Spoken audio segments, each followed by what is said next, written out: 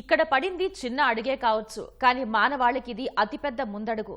చంద్రునిపై మొదట అడుగుపెట్టినప్పుడు America వ్యోమగామి Neel Armstrong చెప్పిన మాటలివి.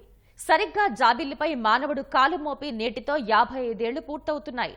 1969 July 20న Apollo 11 అంతరిక్ష నౌక ద్వారా నీల్ ఆర్మ్స్ట్రాంగ్ జాబిల్లిపై అడుగుపెట్టి సరికొత్త చరిత్ర లిఖించాడు.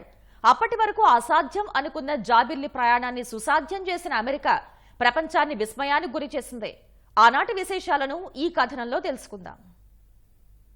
చంద్రుడి మీద కాలు పెట్టడం అంటే మాటలా? సాధ్యమయ్యే పనేనా? భూమికి 3,84,400 కిలోమీటర్ల దూరాన ఉన్న జాబిలిని చేరుకోగలమా అని 100 ప్రశ్నలు, వేల సందేహాలు. కానీ 1969 జూలై 20న అత్యంత అద్భుతమైన ఘట్టం ఆవిష్కృతమైంది. చందమామ కలను తొలిసారి మనిషి సాకారం చేసుకున్న క్షణాలివి. జాబిలిపై మానవుడు అడుగుపెట్టి 55 ఏళ్లు పూర్తయ్యాయి.